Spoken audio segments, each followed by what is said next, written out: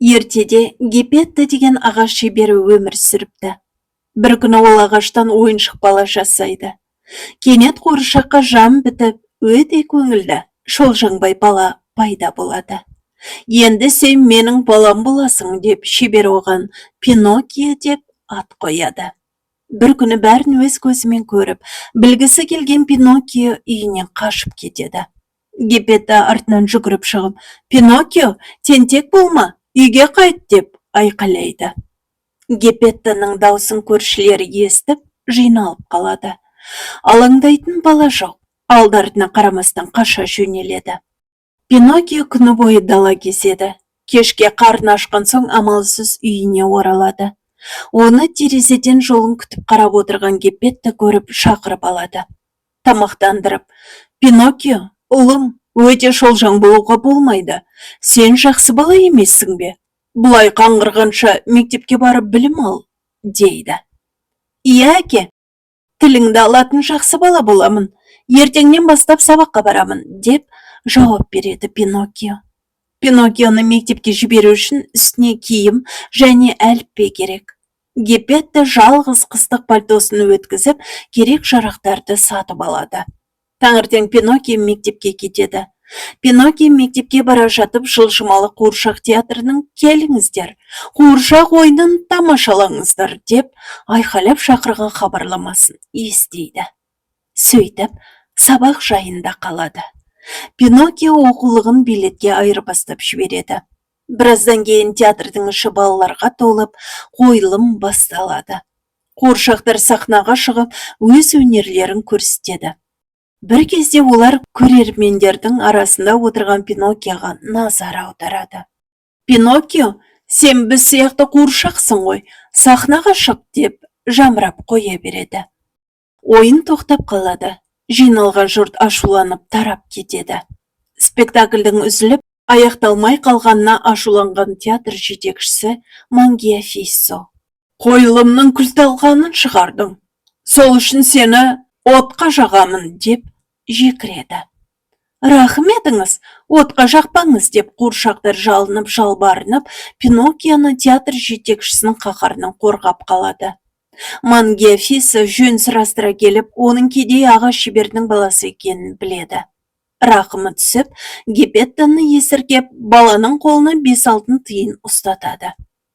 Содан соң әліппесін қайтарып, алтын тиындарды дорбашаға салып беріп, үйіне жібереді. Оң қолына әліппе, сол қолына алтын тиындар салынған дорбашаны ұстап келе жатқан Пиноккиоға түлкі мен мысық жолығады. Олар: «Дорбашаңда не бар?» деп сұрайды. 5 алтын тиын бар. Түлкі мен мысық алтын тиындарды қолға түсірмек боп: «Бесеуін біз білетін сиқырлы жерге көмсең, ертеңінде олар көп болып өсіп шығады», деп алдайды. Пиноккио келіспейді.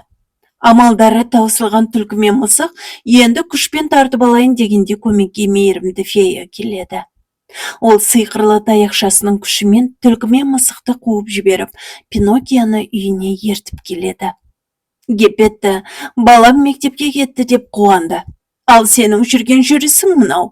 Ата-ананы ренжітуге болмайды. Есіңе сақта. Тиындарыңды жоғалтпай әкеңе апарып бер.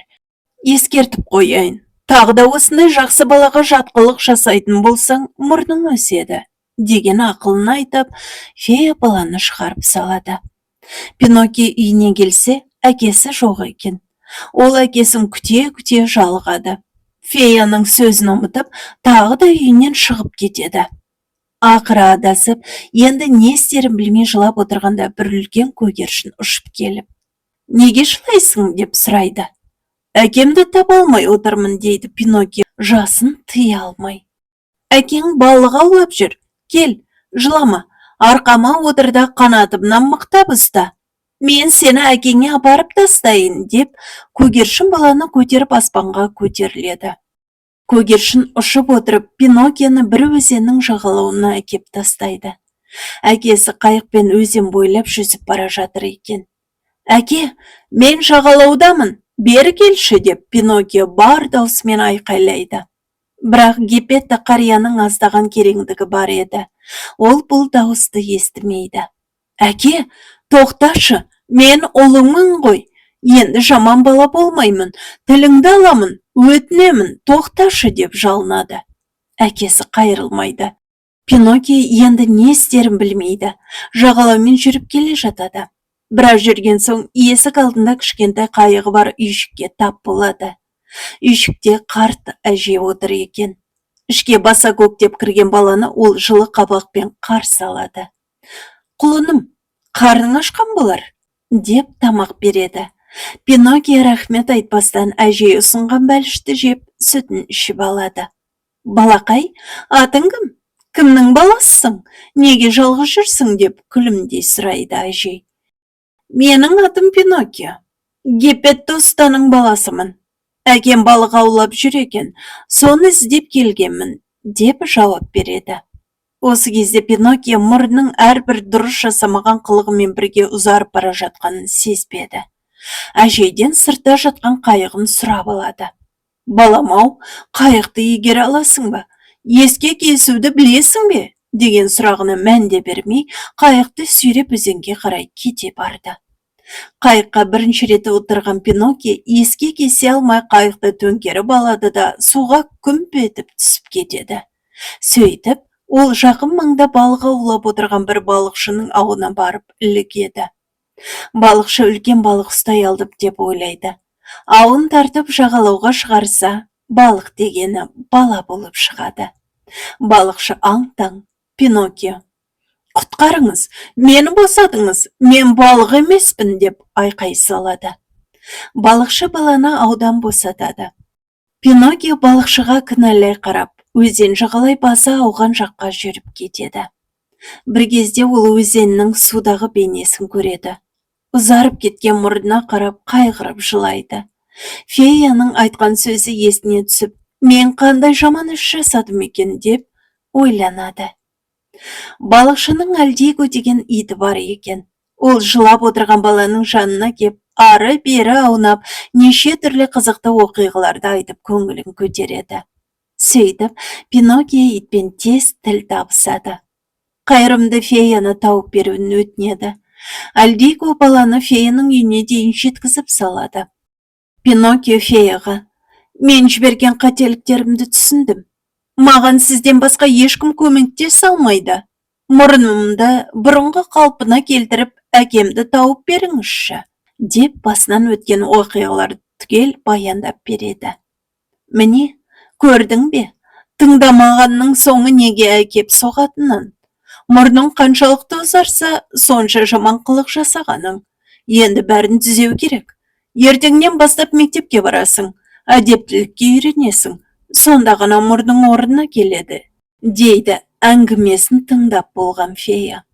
Сөйтіп, фея Пиноккионың күнделікті мектепке баруын қадағалап отырады. Пиноккио да айтқан сөзінде тұрып сабағын жақсы оқиды. Қолынан көп іс келетін болады.